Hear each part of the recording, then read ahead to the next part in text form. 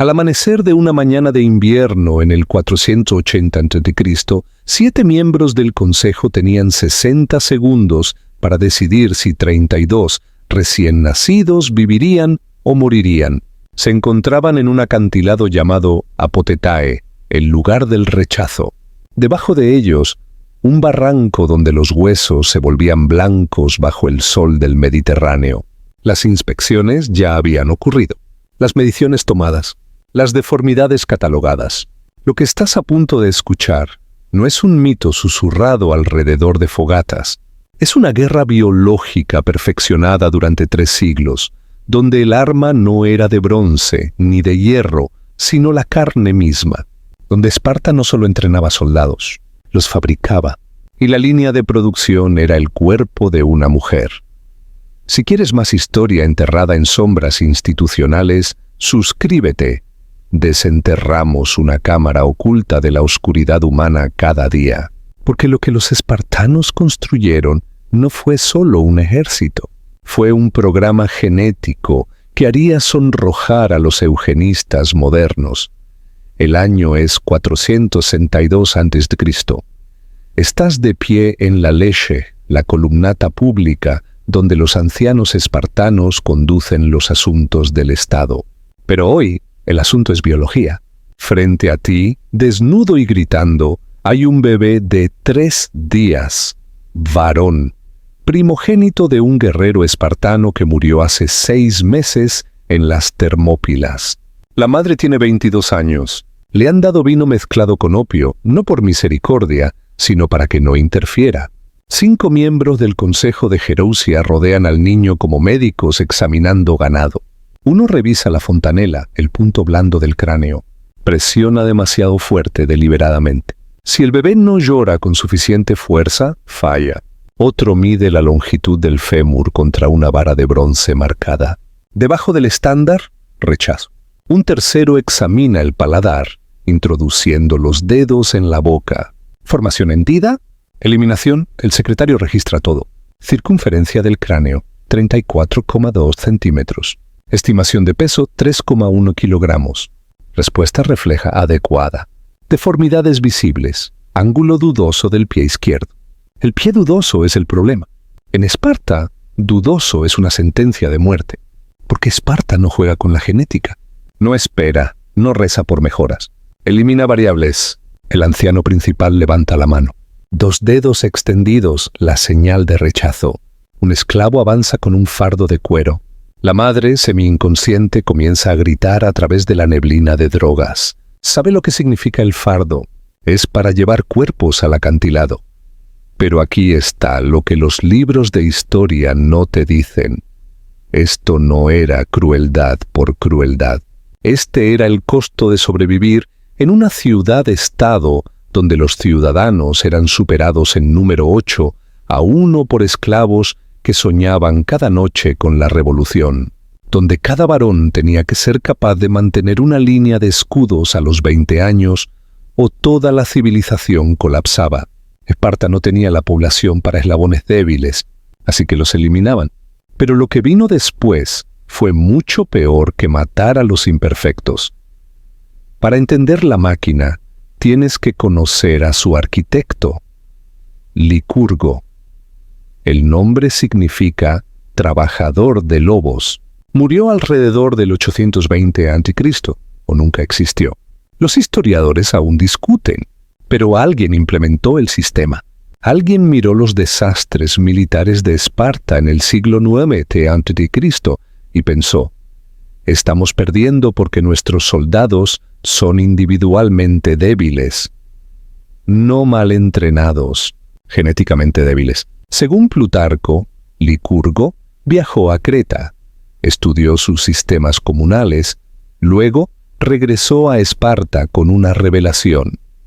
El Estado debe controlar la reproducción desde la concepción hasta la tumba, sin excepciones, sin familias privadas criando niños privados con debilidades privadas.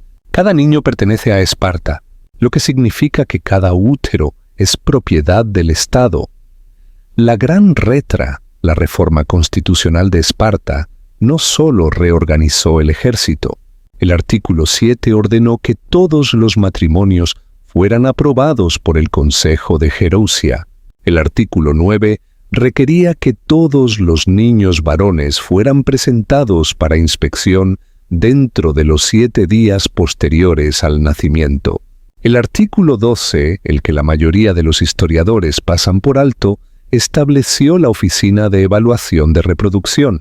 3 funcionarios estatales a tiempo completo, cuya única tarea era rastrear linajes de sangre, aprobar parejas reproductoras y calcular resultados genéticos a lo largo de generaciones.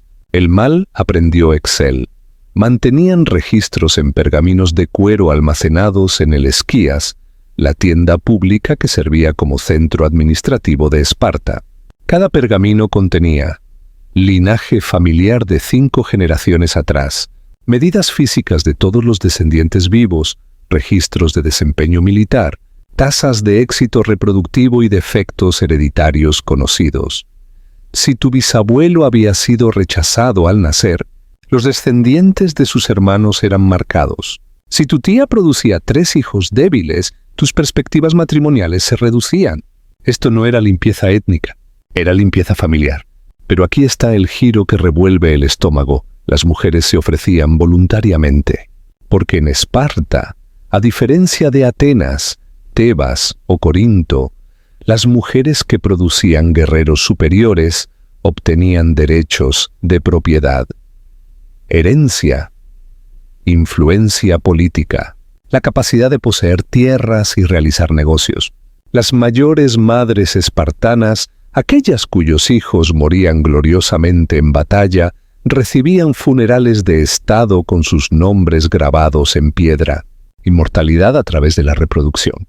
Así que cuando el sistema les pedía a las mujeres que se sometieran a la supervisión biológica, que aceptaran parejas impuestas por el Estado, que entregaran bebés que fallaban la inspección, muchas dijeron sí, no por coacción, por incentivo, lo cual es, de alguna manera, más perturbador.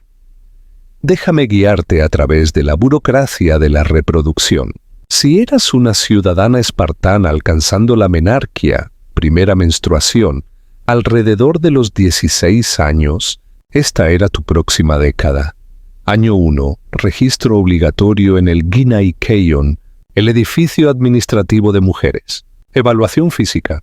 Medidas registradas: anchura de caderas, amplitud de hombros, salud dental, agudeza visual. Todo documentado. Año 2, ingresabas al programa de entrenamiento adyacente a la GOGE para mujeres. No entrenamiento de combate, entrenamiento de resistencia, correr, luchar, lanzar jabalina.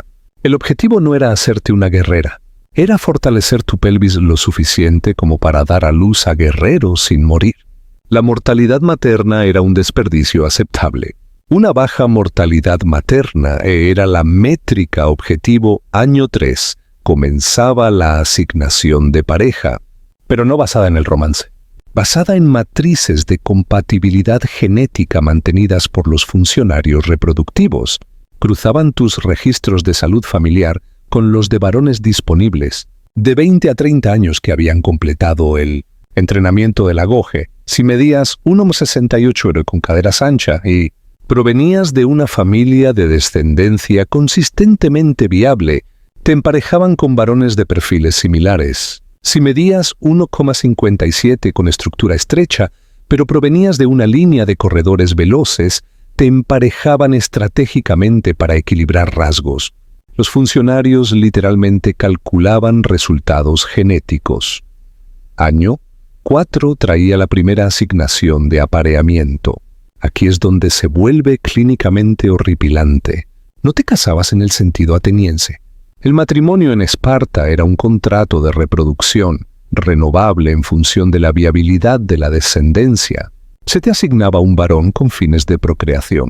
La ceremonia implicaba un corte ritual de cabello. Te rapaban como a una oveja. Luego te vestían con ropa masculina y te dejaban en una habitación oscura. El varón visitaba por la noche, sin cortejo, sin contacto prolongado. Transacción.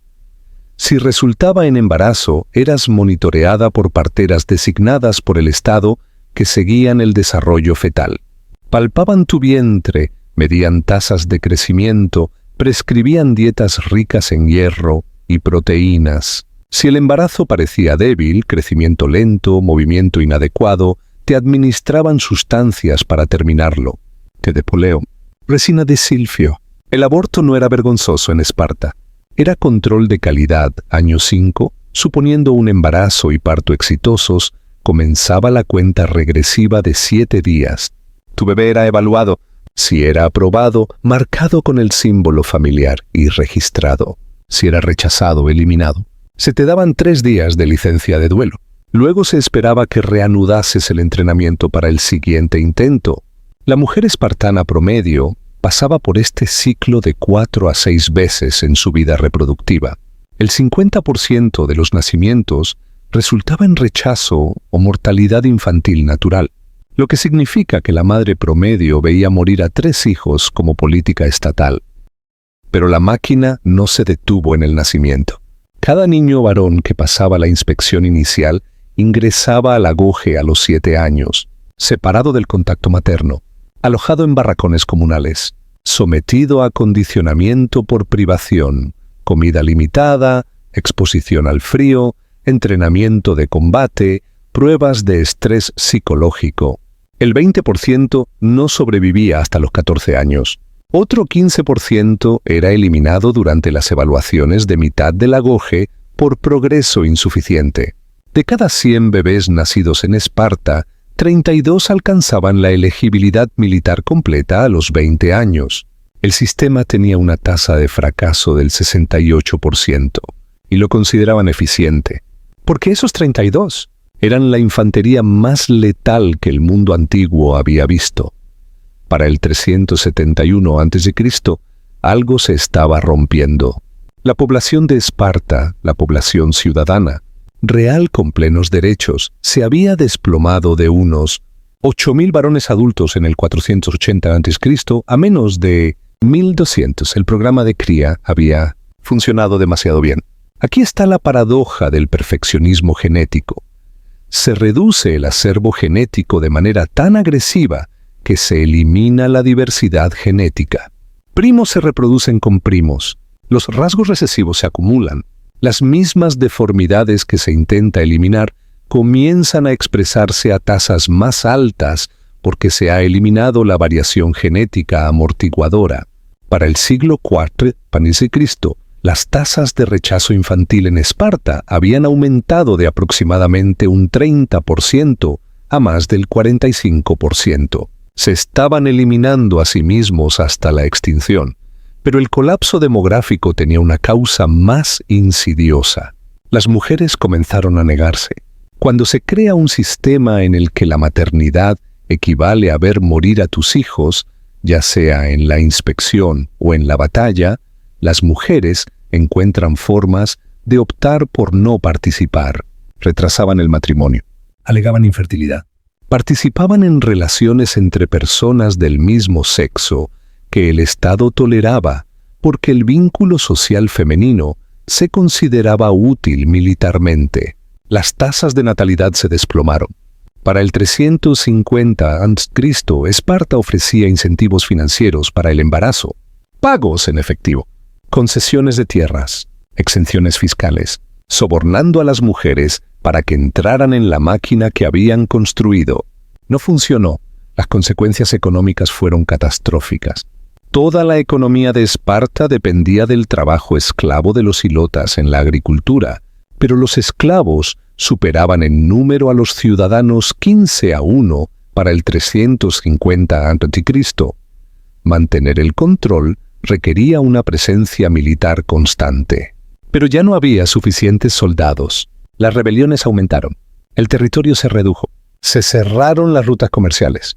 El programa de cría que se suponía debía salvar a Esparta la había dejado hambrienta. Y luego está el costo psicológico del que las fuentes antiguas apenas susurran. Fragmentos de cerámica del siglo IV a.C. en Esparta muestran grafitis, raros para una ciudad que no fomentaba la escritura. Un fragmento, ahora conservado en el Museo Británico, muestra un dibujo tosco de una mujer con las palabras griegas «Madre de sombras». Los arqueólogos encontraron sitios de enterramiento masivo fuera de Esparta que contenían cientos de restos infantiles. No eran bajas de guerra, depósitos deliberados. Algunos muestran signos de disposición ritual, pequeños huesos colocados en patrones geométricos. ¿Eran estos los bebés rechazados? ¿O eran mujeres escondiendo bebés muertos para evitar la inspección por completo, alegando mortinatos para escapar del sistema? No lo sabemos. Los huesos no nos lo dicen, pero nos dicen algo peor, que la máquina creó tanta muerte que incluso la muerte tuvo que ser organizada, oculta, sistematizada. Cada año, en el equinoccio de otoño, Esparta celebraba la Diamastigosis, el festival de la resistencia. La historia lo recuerda como un rito en el que los niños eran azotados en el altar de Artemisa Ortia para probar su tolerancia al dolor. Algunos morían por pérdida de sangre. Turistas de toda Grecia venían a mirar. Pero había un segundo ritual, uno que no atraía multitudes: la apótesis, la ceremonia de elevación. Cada mujer que había producido un hijo que sobrevivía hasta los 14 años era llevada a un templo separado, el dedicado a Eileithyia, diosa del parto. A las mujeres se les daban túnicas blancas, coronadas con ramas de olivo. Luego eran conducidas a una cámara oscura donde un mosaico cubría el suelo. El mosaico representaba un árbol. Cada mujer colocaba una pequeña piedra en una rama correspondiente a su linaje. Si su hijo se graduaba del agoge a los 20 años, la piedra permanecía. Si moría en el entrenamiento o en la batalla, la piedra era retirada y colocada en las raíces. Para el 400 a.C., las raíces estaban cubiertas, las ramas casi desnudas. Un relato de una sacerdotisa, preservado en un comentario romano del siglo II a.C., describe el momento final de la ceremonia. A las madres que colocaban piedras en las raíces se les daba vino mezclado con cenizas de los rechazados, para que incluso en su duelo consumieran la fuerza de lo que se había perdido. Estaban bebiendo a sus propios hijos muertos. Canibalismo ritualizado como reciclaje genético. Los romanos encontraron esto tan perturbador que prohibieron la práctica cuando finalmente conquistaron Esparta. Pero para entonces había continuado durante 300 años. ¿Cuántas piedras? ¿Cuántas cenizas? Podemos calcular. Si el rechazo infantil promediaba un 35% durante 3 siglos, con entre 800 y 1000 nacimientos por año en las décadas de mayor auge de Esparta, entonces aproximadamente 94.500 bebés fueron sistemáticamente rechazados. Casi 100.000. No son bajas de guerra, no enfermedad, no hambruna, eliminación deliberada. Y cada otoño las madres los bebían. Volvamos a ese acantilado, el Apotetae, el lugar del rechazo. En el 192 a.C., Esparta fue absorbida por la Liga Aquea. Su cultura militar independiente se disolvió. El agoge fue disuelto. El programa de cría terminó legalmente. Pero el acantilado permaneció. En 1904 arqueólogos británicos excavaron el barranco. Esperaban encontrar cientos de esqueletos infantiles, prueba de las afirmaciones de las fuentes antiguas. Encontraron 67 fragmentos óseos juveniles. En más de 6 siglos, solo 67. Lo que significa una de dos cosas. O bien las historias fueron propaganda exagerada, Atenas y Tebas inventando atrocidades para justificar sus guerras contra Esparta. O los espartanos fueron tan eficientes en la eliminación que los huesos no se acumulaban. Los cuerpos fueron quemados, disueltos, dispersos. La evidencia destruida con la misma eficiencia con que se seleccionaban las líneas de sangre. Nunca sabremos cuál, pero esto es lo que sí sabemos. El programa de cría espartano influyó en el pensamiento eugenésico durante milenios. La República de Platón alabó explícitamente el control reproductivo espartano. Científicos nazis Citaron la higiene racial espartana en trabajos de investigación genética de la década de 1930. Los movimientos eugenésicos estadounidenses de la década de 1920 hicieron referencia a las políticas de Licurgo. La máquina nunca murió. Solo cambió de administradores. Hoy tenemos detección genética prenatal, selección por FIV, edición genética con CRISPR. Los padres pueden elegir embriones según marcadores de enfermedades, rasgos físicos, predisposiciones. Nos decimos a nosotros mismos que es diferente. Es medicina, no eugenesia. Es elección, no coerción. Pero pregúntate, si pudieras eliminar un defecto genético en tu hijo no nacido, una predisposición a la enfermedad, una desventaja física, ¿lo harías? Si esa elección fuera gratuita, segura, legal y socialmente alentada, Esparta no tenía la tecnología, pero tenía la filosofía. Y la filosofía era esta: la supervivencia colectiva justifica la eliminación individual. Eso no es historia antigua. Es cada algoritmo de seguro de salud que decide cobertura, cada examen estandarizado que clasifica futuros, cada filtro que reduce lo que es aceptable, viable, digno de recursos. Los espartanos simplemente dijeron en voz alta la parte silenciosa. They built their super soldiers, held the pass at Thermopylae, became legends, and went extinct by 192 BC because perfectionism is a predator that eventually eats itself. The bones at Apothetae weren't just infants rejected for club feet or weak cries. They were the future diversity Sparta needed to survive. The genetic variation, the unexpected genius, the adaptive trait, all thrown off a cliff because they didn't fit the standard. History doesn't repeat itself, but it audits the same failures in different ledgers. If you made it this far, you've stayed through 23 minutes of institutional horror dressed as military glory. That puts you in the 3% of viewers who watch to the end. Congrats. You're genetically selected for dark history. Subscribe, because next week we're excavating the Vatican's secret archives and the documented cases of ritual exorcisms that went legally unreported. Drop a comment. What modern system do you think Sparta would recognize as its descendant? And remember, the scariest breeding programs are the ones we don't call breeding programs anymore.